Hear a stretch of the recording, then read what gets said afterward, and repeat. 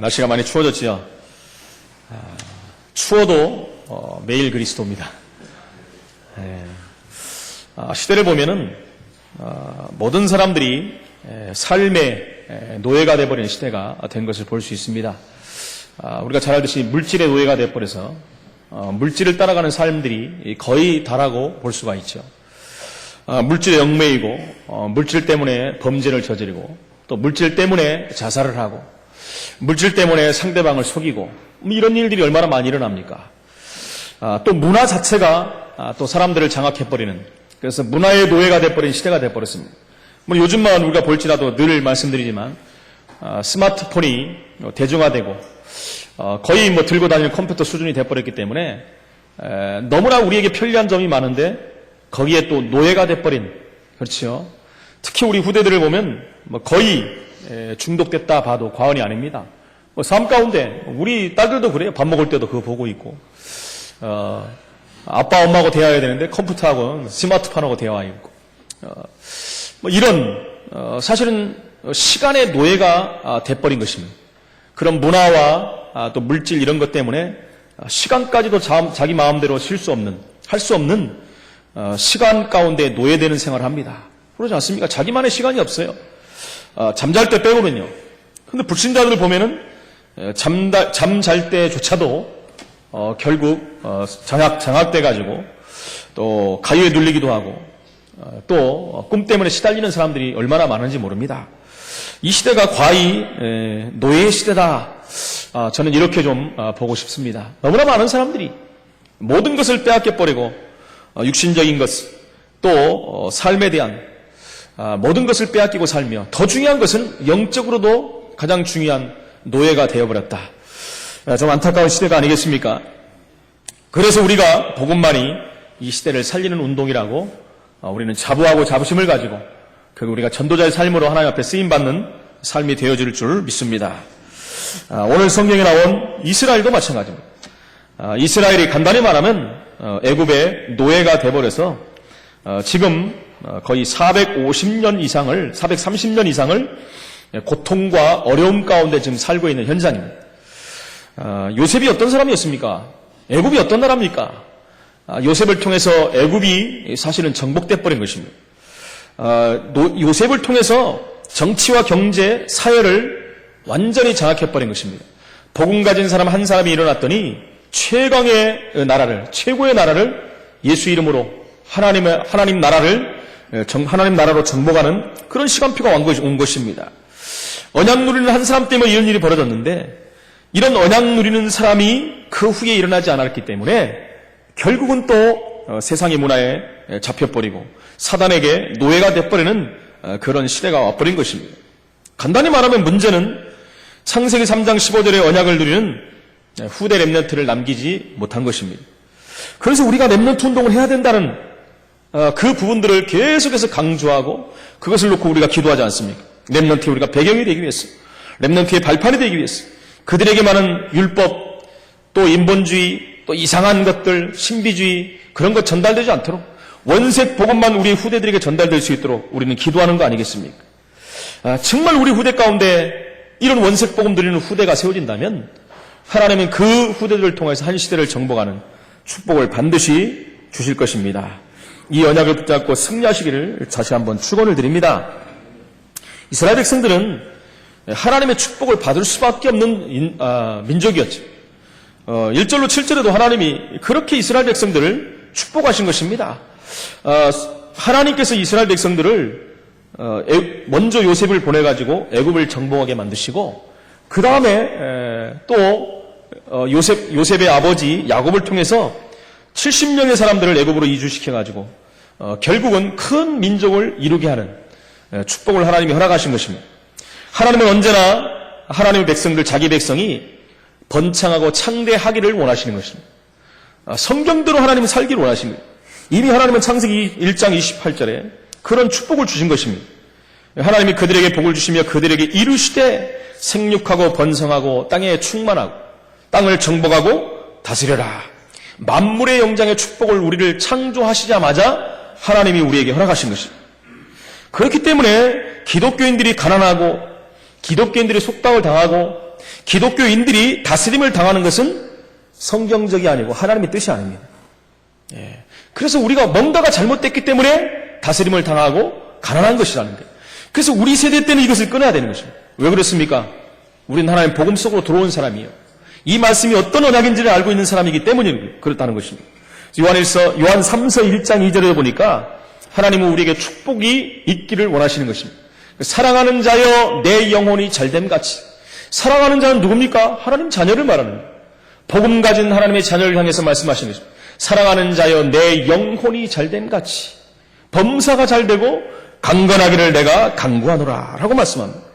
하나님은 우리의 모든 하나님의 백성들이 정말 영혼과 육신과 모든 삶 가운데 강건하고 또 성공하고 승리하기를 하나님은 원하시는 것입니다.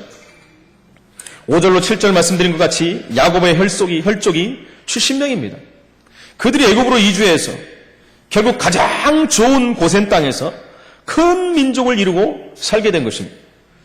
이 축복은 사람을 창조하자마자 하나님 주신 축복이에요. 그래서 당연한 거예요. 하나님 백성들이 가는 곳곳마다 생육하고 번성하고 충만하고 정복하고 다스리는 이 증거가 나타나야 되는 것입니다. 우리가 잘 알듯이 노아 홍수 후에도 하나님은 창세기 9장 1절로 2절에 노아와 그 아들들에게 말씀하신 것입니다. 무슨 말씀을 했습니까? 생육하고 번성하며 땅에 충만하라 라고 말씀했어요. 이 땅이 완전히 물로 쓸어버림을 당하고 나서 이제 방주 안에 들어간 사람들만 살아나게 된 것입니다. 그 새로운 시작이 된 거예요. 새로운 시작을 하면서 하나님이 가장 먼저 주신 말씀이 생육하고 번성하여 땅에 충만하라. 다시 한번 그들에게 하나님이 최고의 축복을 부여시킨 것입니다. 이것을 놓쳐버리면 큰일 나는 것입니다. 하나님은 아브라함을 부르신 후에도 창세기 12장 1절 2절에 말씀하십니다. 고향 친척 아비집을 떠나 내가 내게 보여줄 땅으로 가라. 내가 내게 보여줄 땅으로 가라 그랬어요. 최고의 응답받는 땅으로 가라는 것입니다. 거기로 가면은 내가 큰 민족을 이루고 내게 복을 주어 내 이름을 창대하게 하리니 너는 복이 될지라. 무슨 말입니까? 정복하라는 얘기입니다. 번성하라는 얘기입니다. 하나님 말씀대로 그 땅에서 번성하고 충만하고 그 땅을 정복하고, 여러분 이것은 육신적인 정복을 뜻하는 것이 아닙니다.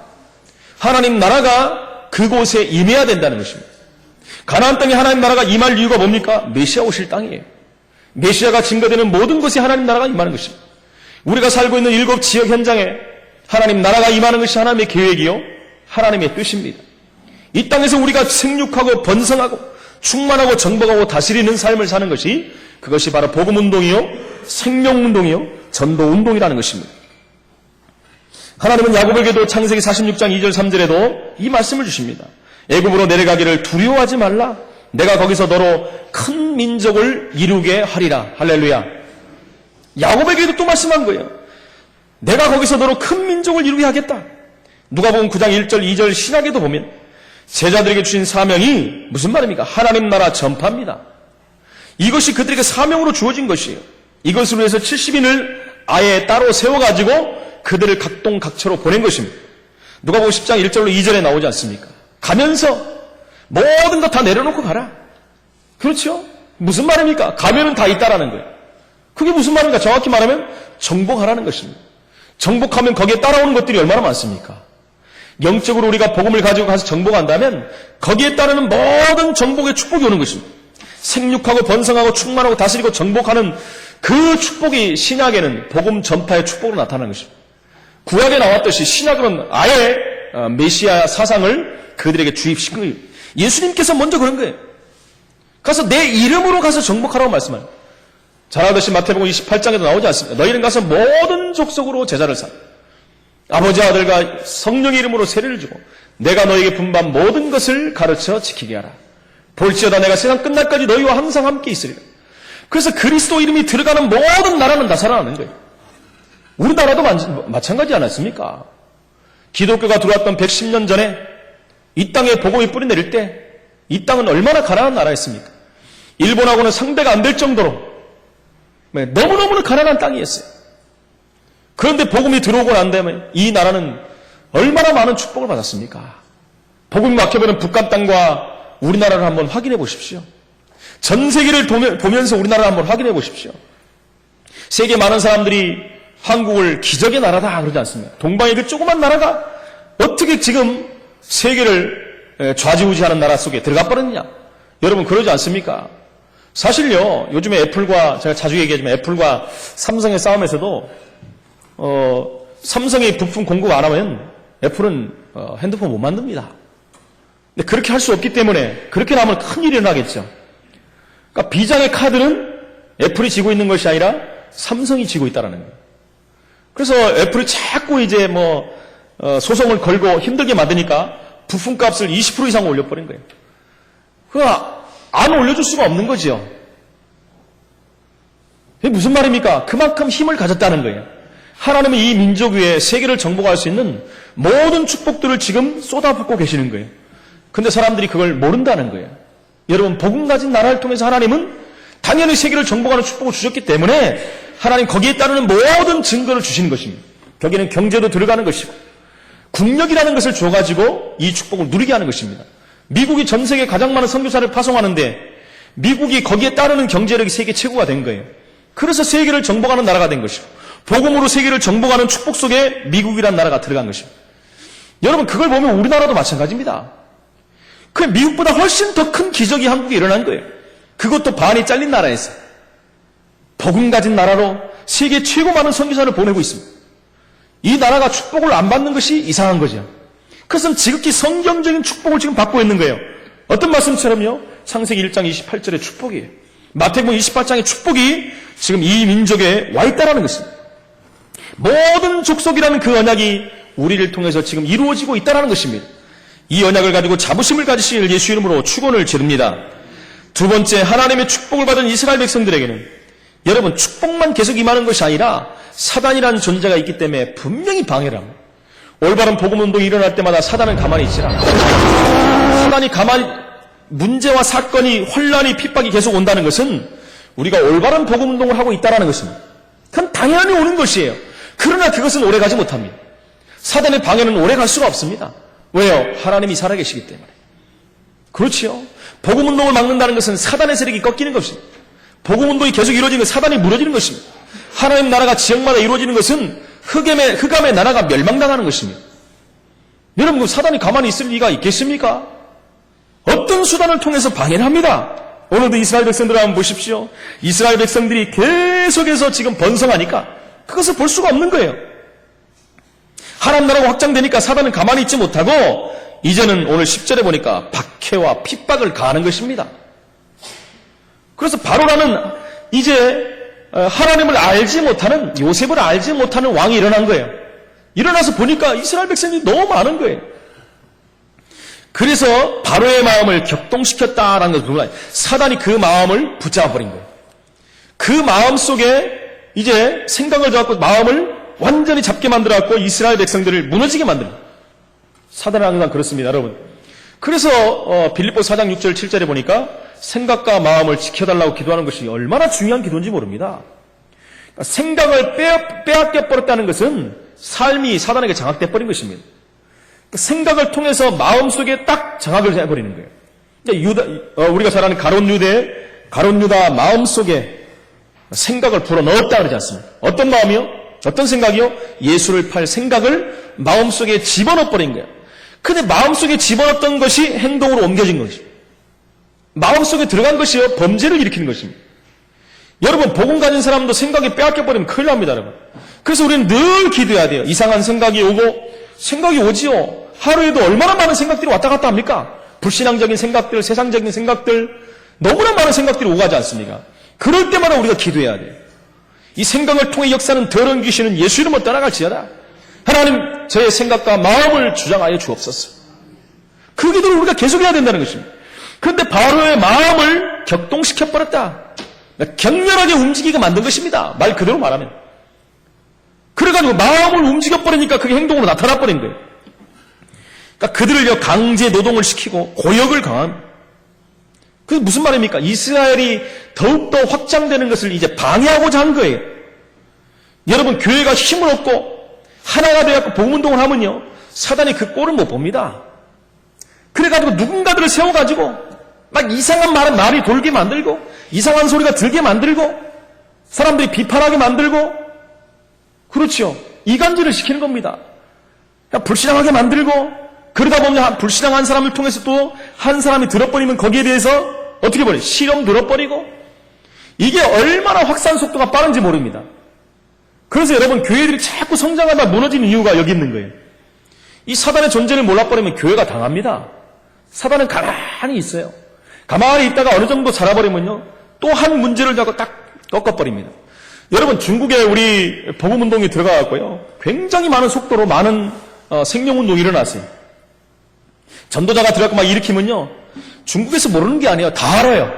모르는 척하고 있습니다. 어느 정도 이제 크면요, 그때 가서 딱 잘라버려요. 그 선교사님들 완전 추방시켜버리고. 사단이 그렇게 합니다. 그래서 정말 우리가 복음운동 하는데 티를 내지 않고 소리 내지 않고 해야 돼요. 특히 이제 북한 땅이나 중국 땅, 모슬렘 땅엔 정말 뱀같이 지혜롭게, 그렇죠? 비둘기같이 순전하게 복음운동을 하지 않으면 정복할 수가 없는 것입니다. 지금도 많은 생명운동이 일어나는데요, 사단은요, 가만히 보고 있습니다. 그리고 가장 중요한 순간에 가장 약한 부분들을 건드려갖고 무너뜨려버리는 게 사단의 전략입니다. 지금 이스라엘 백성들이 그런 식으로 다 무너뜨리는 거예요, 지금. 교회가 부흥하는 것을 사단은 꼴을 못 보는 것입니다. 여러분, 교회의 어려움이 그냥 오는 것이 아님을 우리는 기억해야 됩니다. 그래서 첫 번째 건드는 사람이 누굽니까? 복음 전하는 일꾼들을, 제자들을 건드려요. 틀림없습니다. 제가 그전에 섬기던 교회 보면요, 틀림없어요. 지역마다 복음 전하는 전도자들, 잘 나가는 일꾼들, 막 생명운동이랑 한 번씩 걸어갖고 무너뜨려버려요. 그 일꾼들이 다시 세워지는데 얼마나 시간이 많이 걸리는지 모릅니다. 그 사람의 가장 연약한 부분들을 건드려갖고 딱 무너뜨려버리는 거예요. 사단이 얼마나 지혜로운 존재인지 모릅니다. 창세기 3장에 나오지요? 얼마나 가락한 존재입니까? 뱀은 지혜로운 존재라고 성경에 나옵니다. 어느 정도 지혜롭습니까? 그러니까 뱀이지만 사단이거든요. 뱀 속에 들어가가지고 첫사람을 무너뜨려버렸는데요. 이 사단이요, 우리 예수님까지도 속이려고 했는데요. 그러니 웬만한 사람들은 넘기는 것은 식은 죽 먹기죠, 사단 편에서 보면. 그래서 우리 힘으로 할 수 없기 때문에 하나님 우리에게 권세를 주신 거죠. 그래서 우리에게 성령 충만 받으라고 하나님은 우리에게 말씀하는 것입니다. 이 부분을 우리가 다시 한번 기억해야 될 줄로 믿습니다. 축복 누리는 꼴을 못 보는 것이 사단의 존재입니다. 그러면서 분주하게 만들어버립니다. 분주하게. 그렇죠. 이스라엘 백성들 오늘 14절에 보니까 어려운 노동으로 그들의 생활을 괴롭게 하니 곧 흙 이기기와 벽돌 굽기와 농사의 여러 가지 일이라 그 시키는 일이 모두 엄하였더라. 그냥 다른 생각할 틈이 없을 정도로 막 만들어버리는 거예요. 여러분, 우리에게 일이 너무너무 분주하게 막 온다. 막 예배할 시간도 없고 기도할 시간도 없다. 여러분, 그러면 다시 한번 생각해야 됩니다. 그건 하나님의 뜻이 아니에요. 하나님의 뜻이 아닙니다. 어느 날 새벽 예배를 한 번도 안 오시던 집사님이 새벽 예배를 오셨대요. 남자 집사님이. 오셨는데 얼마나 기도를 열심히 하는지 막 몇 주 동안 그러더니 그분의 사업이 막 번창하고 막 잘 나가고 문제들이 다 해결됐다는 거예요. 그 어느 날부터 새벽 예배를 안 오시더래요. 여러분들 새벽 예배에 오라고 제가 뭐 협박하고 그런 거 아닙니다, 지금. 예를 들는 거예요. 그러더니 이분이 사업이 너무너무 잘 되니까 주일도 한 번씩 이렇게 딱 꽃감 빼듯이 하나씩 빼더래요. 그래서 이제 안 되겠어서 이제 목사님이 불러가고 물어봤더니, 아니 도대체 집사님 그렇게 새벽 예배까지 잘 나오시고 그렇게 예배를 잘 드리신 분이 어떻게 새벽 예배를 주일 예배를 빠뜨리십니까? 목사님 너무 바쁘셔가지고, 너무 바빠가지고요. 산업이 너무너무 잘 되다 보니까 내가 안 나가면 안 될 일들이 자꾸 벌어지는 거예요. 그래서 어쩔 수 없이 간다는 거예요. 항상 사단이 이렇게 합니다. 내가 안 가면 안 된다고 그래요. 내가 안 가면 안 되기 때문에 가야 된다는 거예요. 그러면서 가장 중요한 시간을 분주하게 만들어갖고 빼게 만듭니다. 그렇습니까? 그래도 예배는 들으셔야 되는데요. 그러겠습니다. 그런데도요, 얼마나 많이 이제 예배를 빼뜨리는지 몰라요. 그러던 어느 날, 그렇게 안 보이시는 그분이 새벽 예배를 또 오시더래요. 감을 못 잡으시나 좀 웃으셔야지, 이때는. 새벽 예배를 오시더래요. 불이 탁 죽어가지고. 그래서 이제 가서 물어봤더니 목사님이, 아니, 어떻게 또 이게 바쁘신 분이 새벽 예배를 오셨습니까? 그랬더니, 목사님, 내가 너무너무 바빠갖고 예배를 못 드리다 보니까 하나님이 예배 드리라고 나를 사업을 무너지게 만들었다. 본인이 깨달은 거예요. 본인이 깨달은 거예요. 그래서 하나님 앞에 다시 예배드리려고 했다. 여러분, 무너지기 전에 예배 드렸으면 얼마나 좋겠습니까? 여러분, 사단은 이런 존재입니다. 우리를 분주하게 만들어가 뭔가에 다른 것 빠지게 만들어. 예배보다 더 중요한 게 여러분 어디 있습니까? 여러분, 예배보다 중요한 건 이 땅에 없어요. 근데 너무 중요한 일이 발생해갖고 내가 가야 된다는 거예요. 너무너무 중요해가지고. 그런 말 있잖아요. 그러면 하나님이 안 바쁘게 만드신다는 거예요. 너무너무 중요한 예배를 드려야 되는데 너무 바빠갖고 하나님 했으니 예배를 못 드리니까 하나님이 예배를 잘 드리기 위해서 안 바쁘게 만드신다는 거예요. 이게 굉장히 중요한 말이거든요. 이게. 사단은 그런 존재라는 것입니다. 우리를 분주하게 만들어갖고 가장 중요한 것들을 못하게 만든다는 것입니다. 많은 일을 시켜서 정신이 없게 만들어버려요. 이스라엘 백성들이 번성하는 것을 막았듯이 사단은 이렇게 하고 우리가 전도하는 것을 방해합니다. 전도에 관심 없게 만들어버리고 전도를 오해하게 만들어버리고 전도는 어려운 것이다, 힘든 것이다. 심지어 전도는 목사님들만 하는 것이지, 주의 종들만 하는 것이지, 이렇게까지 오해하게 만드는 것이 사단의 전략입니다. 성경적인 전도 전략은 다 잃어버리게 만들고 전도하다가 안 돼버리면 포기하게 만들고 해도 안 돼. 혹시나 하고 했더니 역시나 안 되는 게 전도다. 사람들을 포기하게 만들어버리는 거예요. 그게 전도를 오해하고 곡해하게 만드는 것입니다. 그러면서 이제 관심도 하나도 없게 전도하자 그러면 나는 원래 안 하는 사람이니까 이렇게 만들어버려요. 이게 사단의 작품이라는 것입니다.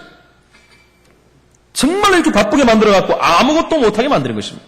그 정도로 끝난 것이 아니라 이제는요, 15절 22절에 보니까 남자아이를 낳으면 다 죽여라. 이렇게 만들어버린 것입니다. 누구를 시켜서요?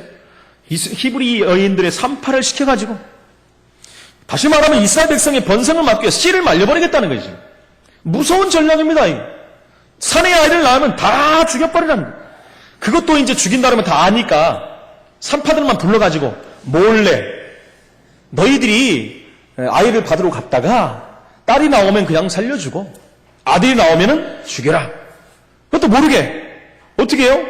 목 누르라는 거죠. 그러면서 얘기를 어떻게 얘기를 하는 것입니까? 아기를 낳는데 아이가 죽어서 나왔다. 이렇게 말하는 것입니다. 얼마나 사단의 전략이 교묘합니까? 씨를 말리겠다는 것입니다. 여러분, 이 부분들은요, 사실은 교회에 던지는 메시지입니다. 영적 재생산하지 말라는 것입니다. 후대에 관심을 갖지 말라는 것입니다. 렘넌트 운동하지 말라는 것입니다. 여러분, 렘넌트 운동 안 하는 결과 지금 한국 교회에 지금 어떤 일이 벌어지고 있습니까? 아이들이 교회를 나누는 시대가 돼버렸어요. 지금요, 대학생들이 거의 지금 신앙생활 안 하는 시대가 왔다는 겁니다. 교회는 렘넌트들이 바글바글 해야 돼요. 죄송합니다. 바글바글해서. 진짜 바글바글 해야 됩니다. 정신이 없어야 돼요. 예배 못 드릴 정도로 막 왔다 갔다 하고 시끄럽게 이렇게 해야 돼요. 교회는 원래 그게 교회입니다. 교회가 너무너무 조용하고 썰렁해. 아이들이 없어가지고. 뭐 행사하려도 할 게 없어요. 애들이 없어서. 여러분, 그 교회는 큰일 난 것입니다. 그런 시대가 지금 와버렸다는 거예요. 렘넌트에 관심을 갖고 렘넌트를 위해서 기도하고 정말 렘넌트의 발판이 돼야 되고 그들에게 원색복음을 전달하는 그 사명을 교회들이 갖고 있어야 된다는 거예요. 사단은 이걸 못하게 만드는 거예요. 다른 거 다 해도 렘넌트 상만 못하게 하는 거예요. 하나님의 사람으로 온 땅 위에 충만하도록 복음 전하는 우리가 되고 우리 후대가 돼야 되는데 이게 연이어서 못하게 만들어 막아버리는 거예요. 여러분, 초대교회를 한번 보십시오. 초대교회 핍박한 이유는 뭡니까? 복음 전하지 말라는 거예요. 초대교회 지금 전도자들이 한 게 뭐 있습니까? 오직 예수 그리스도와 그가 부활하심을 말한 거예요. 그것만 말하지 말라는 거예요. 얼마나 많은 핍박을 가합니까? 그 죽음의 위기에서도 그들은 인생의 가장 중요한 것이 무엇인지를 알았기 때문에 생을 걸고서 복음운동했다는 거예요. 12 제자들 보십시오. 그 예로 한 명 빼놓고 모든 제자들이 순교를 당했다고 하지 않습니까? 여러분, 딴 것 때문에 죽은 게 아니에요. 복음 전하다가. 그렇죠? 사단이 가장 이들의 복음을 막는 방법이 뭡니까? 복음 전하는 죽이면 되는 거예요. 복음 전하는 자를 죽이면 끝난다 했더니 여러분, 죽이면 죽을수록 복음운동 확장되더라고요. 로마에 우리가 잘 알지 않습니까? 로마의 핍박. 예수 믿는 사람들은 원형 경기장에 가서 사자의 밥이 만들고 밥이 돼서 죽게 만들고 화형을 시켜서 죽게 만들고 가장 극악한 방법들을 통해서 예수 믿는 사람들을 죽이는 그런 만행들을 저지르지 않았습니까? 그런데 여러분, 그러면 복음이 스톱이 됐습니까? 복음 전한 자들이 없어졌습니까? 아니에요. 250년이 지나고 나니까 온통 복음 전하는 렘넌트들이 다 세워져 버린 거예요. 황제가 손 들어버린 거예요. 그래서 어떻게 했어요? 국교로 정해버린 것입니다. 그게 무슨 말입니까? 또 죽이면 되는데. 여러분, 나중에 보니까 렘넌트들이 전부 예수님을 다 죽여버리면 나라가 없어지는데. 그런 시대가 와버린 거예요. 렘넌트가 이렇게 중요하다는 것입니다. 여러분, 공산 치하 때, 일제시대 때 우리가 알지 않습니까? 얼마나 예수 믿는 사람들을 핍박을 했습니까? 예수 안 믿는다고 너희가 한마디만 하면 살려주겠다는 것도 그것을 고백 안 하고 죽은 사람이 얼마나 많은지 몰라요. 여러분, 그렇게 하고 기독교인들이 없어진지 알았더니 결국 어떻게 됐어요? 이 복음운동이 더 확산되고. 그렇죠. 지금 남한 땅을 한번 보십시오.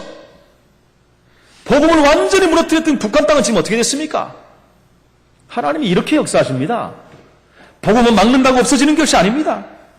핍박한다고 복음 없어지는 게 아니에요. 그 복음은 더욱더 확산되고 확장되고 하나님의 영광을 나타낼 수밖에 없다는 것입니다. 여러분, 요즘에 다원주의 때문에, 자유주의 신학 때문에 교회들이 초비상이 걸려버렸습니다. 그렇죠. 복음을 막는 이단들이 자꾸 일어나는 이유가 그거예요. 세계 최고 많은 이단들이 몰려있는 데가 어딘지 아십니까? 대한민국 남한 땅이에요. 많은 사람들이 그런 얘기를 해요. 학자들이 그런 얘기를 합니다. 한국에서 많은 이단들이 일어나는 이유는 한국 백성들이 종교성이 많아서 그렇다. 여러분, 그 말도 맞는 것 같지만 저는 그렇게 생각하지 않습니다. 한국에서 올바른 복음운동이 일어나고 놀라운 부흥운동이 일어나고 복음이 확산되고 세계 수많은 선교사를 파송하다 보니까 사단이 총공격을 하는 그 수단 중에 하나라고 저는 생각합니다. 남들이 어떻게 생각하나? 저는 그렇게 믿고 있어요. 큰일 났거든요. 이 조그만 나라가 자기 나라가 엄청나게 부흥했는데 이것을 또 전 세계에 또 퍼뜨리고 있네요. 사단이 가만히 있을 리가 없잖아요. 각종 이단, 사이비, 우상, 종교, 이교 다 집어넣는데 우리나라에. 요즘 보십시오. 얼마나 사단들이 이단 통해서 막 기승을 부리는지요. 얼마나 무속 세력들이 전국을 다 장악하고 있는지요. 저는요, 무속 사역을 하면서 그런 걸 많이 봤어요. 진짜 신을 받아야 될 사람들이 있고 그들 말대로 안 받을 사람들이 있어요. 신기가 있어갖고 신을 안 받으면 그들 말로 정말로 이제 큰일 났다. 멸문 지하를 당한다. 이 정도 되었고 신을 받는 사람들이 있는 반면에 돈벌이 수단으로 그걸 남발하는 사람들이 얼마나 많은지 모릅니다. 그러니까 좀 이상하면 당신 신 받아야 된다. 안 그러면 죽는다. 얼마나 그게 지금 공갈의 협박입니까? 그러다 보니까 무속인들이 얼마나 양산이 되는지 몰라요. 이 나라의 재앙입니다. 이거는. 나라의 재앙이에요. 이 정도로 사단이 사람들을 무속이는 마음을 또 건드려가지고 격동시켜가지고 여러분 골목 가보십시오. 우리 동네 한번 우리 동네만이라도 가보세요. 얼마나 많은 깃발들이 흔들리고 있는지 몰라요. 저는 그걸 볼 때마다 가슴이 너무나 아파요. 교회들은 문을 닫아가고 있는데 각종 이단 사이비는 기승을 부리고 있고 모든 길거리 대로에서 지금 전도한다고 다니고 있고 무속인들 골목을 다 장악하고 있고 문화는 다른 종교들이 다 장악해가고 있고 여러분 얼마나 기가 찰 일입니까? 하나님 보시면 뭐라고 하시겠습니까? 또 혈압이 상승합니다만 지금 너무너무 가슴 아픈 현실이에요. 이 사단의 전략을 몰라버리니까 교회들은 날마다 싸우고 그러지 않습니까? 뭐 조금만 틀리면 갈라져 버리고 뭐가 안 맞느니 뭐가 안 맞느냐 한국의 가장 큰 교회 단체도 갈라져 버리고 여러분 진짜 그들이 복음 안에 있고 사단의 전략을 알고 있고 영적인 비밀을 안다면 절대 그럴 수 없다고 봅니다. 저는 사단의 100% 전략이에요. 깨지는 건 사단의 전략입니다. 하나님은 원내수를 말하는데 사단은요 흩트는 거 사단의 전략이에요. 물론 복음 전파를 해서 하나님은 흩트는 거 있지만 그런 흩음이 아니라니까 이거는. 사단의 전략을 알아야 우리는 승리할 수가 있는 것입니다. 분명히 성경에는 마태복음 24장 25장 디모데후서 3장 4장 계시록에는 말세에 일어날 일들에 대해서 말하고 있는데 이런 일들이 너무나도 지금은요 너무나도 정확하게 세밀하게 그대로 일어나고 있어요.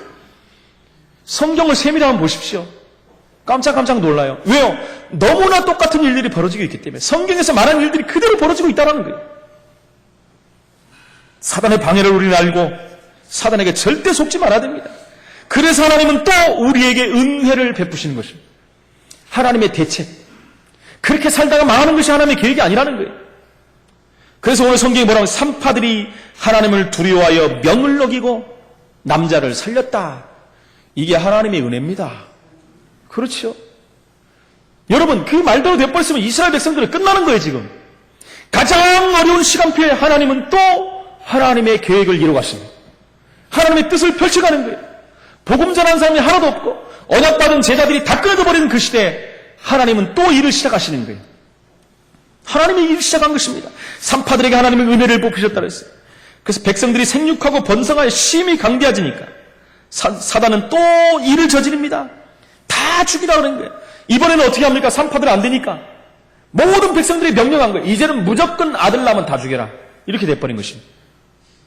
사단이 급하잖아요. 이제 못 죽이니까 어떻게 합니까? 급합니다. 사단은 이미 알고 있었다는 거예요. 하나님의 계획을. 하나님 모세라는 사람을 하나님이 일으켜가지고 이스라엘 전 백성을 건져내는 것이 하나님의 계획. 사단은 이미 알았어요. 그래서 이스라엘 모든 아들들을 다 죽여라는 거예요. 이렇게 나와버린 것입니다, 여러분. 다 죽이라고 하는 가운데 가장 중요한 언약전 날짜 모세를 죽이라는 얘기입니다, 지금. 하나님의 계획인데 죽겠습니까? 사단은 머리가 굉장히 영리하지만 머리가 한편으로 굉장히 나쁩니다. 하나님이 다 알고 계시는데 하나님의 계획을 사단은 절대 방해할 수 없고 오히려 사단이 하는 짓을 통해서 하나님은 더 큰 하나님의 계획을 이루시는 것을 우리는 성경을 통해서 볼 수가 있는 것입니다. 그래서 하나님은 모세를 준비하시고 출애굽의 시작을 지금 하시는 것입니다. 어마어마한 하나님의 대역사가 지금 일어나는 것입니다. 이 400만의 이스라엘 백성들을 지금 이제 출애굽시키는 하나님의 시간표가 와버린 거예요. 어마어마한 축복 속에 지금 들어온 것입니다. 여러분, 초대교회가 그렇게 핍박을 받고 망했습니까? 그들은 하나님의 언약을, 복음을 언약으로 완전히 잡아버렸어요. 오직 성령 충만받으면 권능받고 증인이 되리라. 이 언약 붙잡고 그들은 사도행전 1장 14절에 집중기도 속으로 들어간 거예요. 생명까지 내건 겁니다. 지금 다 죽여라 이거죠. 하나님 말씀을 믿어버린 거예요. 그랬더니 어떻게 됐습니까? 결국은 예루살렘, 온 유대, 사마리아 땅끝까지 복음이 전파된 거예요. 이들이 언약을 붙잡고 기도했는데 하나님이 성령 역사를 일으켜버린 거예요. 예루살렘 전 현장에 하나님의 역사가 일어나버린 거죠. 우리가 잘 알다시피 15나라 전도문이 열려버리고 3천 제자가 일어나버리고 말씀이 성취되고 지역과 교회의 모든 것이 지금 변해버린 것입니다. 그런데 그 다음 일이 안 이루어지는 거예요. 사단이 알고 또 핍박을 막 가합니다. 어느 정도요? 사도들을 감옥에 가둬버리고 우리가 잘 아는 스데반을 죽여버렸어요. 돌로 쳐서 스데반 14를 죽여버렸습니다. 끝난 지 알았지요. 그때부터 어떤 일이 벌어집니까? 사도행전 1장 8절 거꾸로 일이 벌어져. 사도행전 8장 1절에 보니까 그날에 예루살렘, 유대, 사마리아로 흩어지니라. 하나님이 또 시작하는 거예요. 여러분, 핍박이 올 때마다, 환난이 올 때마다 하나님은 또 새 일을 행하십니다. 하나님의 방법이에요, 여러분. 여러분, 핍박이 오고 문제가 오면 하나님께 영광을 돌리시기 바랍니다. 단 하나 우리가 복음의 언약에 붙잡혀 있다면 그걸 통해서 하나님 또 일을 시작하시는 거예요. 두려워할 필요가 없습니다. 12제자를 다 죽여갖고 승리한지 알았더니 여러분, 그 복음은 완전히 전 세계로 다 확장돼 버린 거예요. 바울 하나 죽이면 되는지 알았더니 바울을 통해서 하나님은 이제 마게도냐 유럽 복음화의 문을 열어버리고 로마까지 정복하는 시작을 하나님은 하신 것입니다. 로마를 핍박한 줄 알았더니 250년 만에 로마가 복음화돼 버리고, 여러분, 복음 전하는 자, 전도자를 핍박하고 없애버리면 끝나는 줄 알았더니 그것은 하나님의 계획을 이뤄가는 하나님의 시간표 속에 들어간 것밖에 안 됐어요. 그렇지 않습니까? 심지어 이것을 돕는 자까지 하나님은 축복하시겠다고 성경은 말씀하고 있는 것입니다. 여러분, 하나님의 축복은 영원한 것입니다. 있다가 없어지는 게 아니에요. 여러분, 핍박이 올 때도 그건 더 큰 축복으로 연결되는 문인 줄로 믿습니다. 사단이 아무리 방해하고 아무리 핍박하고 심지어 생명을 뺏어갈지라도 하나님은 더 큰 하나님의 계획, 그건 뭡니까? 세계복음화, 그것을 이뤄가는 하나님의 방편으로 사용하신다는 것입니다. 결론적으로 말씀을 드립니다. 그러면 우리가 해야 될 것이 뭡니까? 우리는 다른 게 없어요. 말씀으로 무장해야 돼요. 말씀으로 무장할 수밖에 없습니다. 말씀에 무장하려면 어떻게 됩니까? 하나님 말씀이 언약으로 믿어져야 돼요. 일상으로 들려지고 끝나는 말씀이 아니라 언약으로 붙들려야 돼요. 하나님이 이 일곱지고 우리 결혼 하셨구나. 우리 렘넌트를 살리는 게 하나님의 계획이구나. 이걸 나가서 이것이 바로 세계복음하는 길이구나. 이것이 언약으로, 사상으로 우리에게 딱 붙잡혀버려요. 그게 뿌리가 내갖고 체질화 될 정도로. 체질화되고 뿌리가 내면 어떻게 됩니까? 체질대로 사람은 그것을 체질대로 움직이게 돼 있는 것입니다. 그렇지 않습니까? 우리의 체질이 옛날 습성대로 그대로 있고, 종교 체질이고 율법 체질이고 신비 체질이라면요, 문제 사건 올 때 그대로 반응하게 돼 있어요. 그대로. 어떤 사람은 신비주의 쪽으로 가버리고, 어떤 사람은 율법 갖고 정죄해버리고요, 어떤 사람은 인본주의 써갖고 뭘 해보려고 하고요. 복음 있는 사람은 딱 주저앉습니다. 앉아갖고 하나님의 계획을 발견하고 그걸 붙잡고 기도 속으로, 집중 속으로 들어가는 거예요. 그래서 이제는요, 기도 속으로 들어가는 거예요. 하나님 주신 권세를 가지고 집중기도 속으로 들어가 버리면 돼요. 문제가 오고 환란이 올 때. 그러면 하나님은요, 사도행전 1장 2장에 주셨던 응답의 문을 여시는 거예요. 현장은 사단이 장악하고 있지만, 우상과 이교, 이단, 무속, 점술, 역술이 장악하고 있지만, 하나님은 그 현장 가운데 성령이 역사함으로 말미암아 하늘 군대를 총동원할 것입니다. 모든 흑암 세력을 무너뜨려 버릴 것입니다. 그것이 하나님 나라가 임하는 것입니다. 하나님 나라가 임하는 것은 하나님의 뜻이기 때문에 반드시 그날이 옵니다. 뜻이 하늘에서 이룬 것 같이 땅에서도 이루어지이다라고 말씀했어요.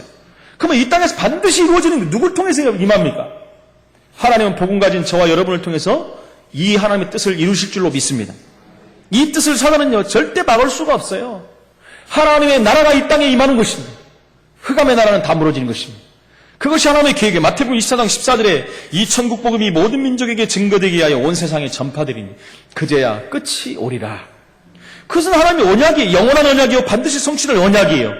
그 안에 있는 메시지가 마태복음 28장 너희는 가서 모든 족속으로 제사하라. 마가복음 16장 만민에게 가서서 치유해라. 요한복음 21장 후대를 살려라.